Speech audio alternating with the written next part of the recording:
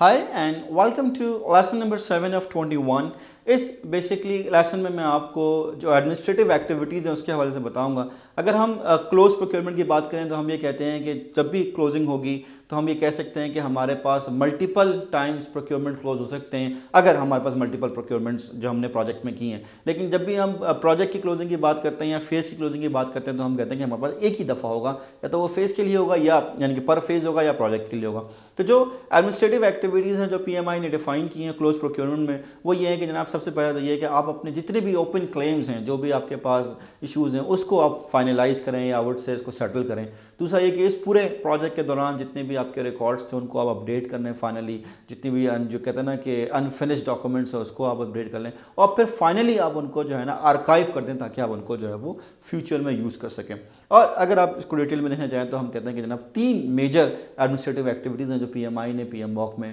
Close procurement के process में page number 387 में डिफाइन किए। वो क्या है? फाइनलाइजिंग ओपन क्लेम्स, नंबर 2 क्या है? अपडेटिंग रिकॉर्ड्स, एंड नंबर 3 क्या है? Archiving it for future use. अगर मैं इसी कंट्रास्ट में बात करूं कि हमारे पास जो क्लोज प्रोजेक्ट और फेस का जो प्रोसेस है, जो कि हमें बेसिकली पीएमबॉक ने चैप्टर नंबर 4 में प्रोसेस नंबर 4.6 इंटीग्रेशन मैनेजमेंट के नॉलेज एरिया में डिफाइन किया है, उसमें भी उसने जो है कुछ एडमिनिस्ट्रेटिव एक्टिविटीज़ के बारे में डिफाइन किया है। जैसे सबसे पहली जो एडमिनिस्ट्रेटिव एक्टिविटीज़ है वो ये है कि हम ये सेटिस्फाई करें या हम ये चेक करें कि जनाब हमारी कंप्लीशन क्राइटेरिया या जो हमारा एग्जिट क्राइटेरिया है वो कंप्लीट है या नहीं है, या वो फुलफिल हो रहा है या नहीं हो रहा है। जैसे मैंने आपको बात कर रहा था जहाँ पर मैं टूल्स की तो मैंने कहा था एक्सपर्ट जजमेंट में बेसिकली जब हम यूज़ करते हैं तो उसका मेजर रीज़न ये है कि हम उस एक्सपर्ट जजमेंट के ज़रिए अपनी एडमिनिस्ट्रेटिव जो है ना वो क्लोजर कर रहे होते हैं और हम देखते हैं कि हमारे स्टैंडर्ड्स फॉलो हुए हैं या नहीं हुए। तो बेसिकली जो पहला हमारे पास एडमिनिस्ट्रेटिव एक्टिविटी है जो पीएमआई ने हमें पीएमबॉक में डिफाइन किया वो क्या है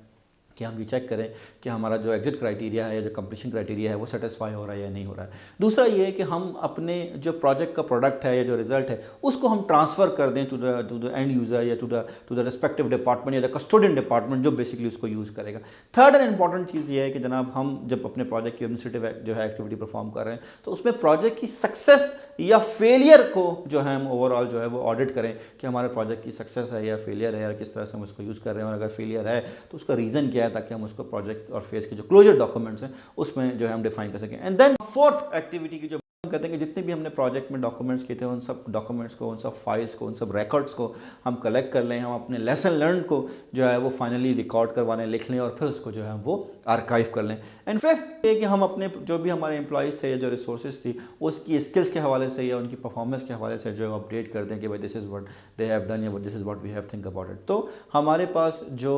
क्लोज प्रोजेक्ट और फेस की जो एडमिनिस्ट्रेटिव एक्टिविटीज़ हैं वो क्या है कि हम अपने प्रोजेक्ट के जो सक्सेस क्राइटेरिया है या जो कंप्लीशन क्राइटेरिया है या एग्जिट क्राइटेरिया है उसको हम रिव्यू कर लें, हम अपने प्रोजेक्ट के प्रोडक्ट को ट्रांसफ़र कर दें, हम अपने प्रोजेक्ट की सक्सेस और फेलियर का ऑडिट कर लें, हम अपने रिकॉर्ड्स को जो है वो आर्काइव कर लें, लेसन लर्न को जो है वो लिख के फाइनली आर्काइव कर लें, और अपने एम्प्लॉय की स्किल्स को जो है वो या जो उसकी इन्फॉर्मेशन है उसको जो है वो हम अपडेट कर दें। So I hope you have understood the concept of administrative activities both in close procurement and close project.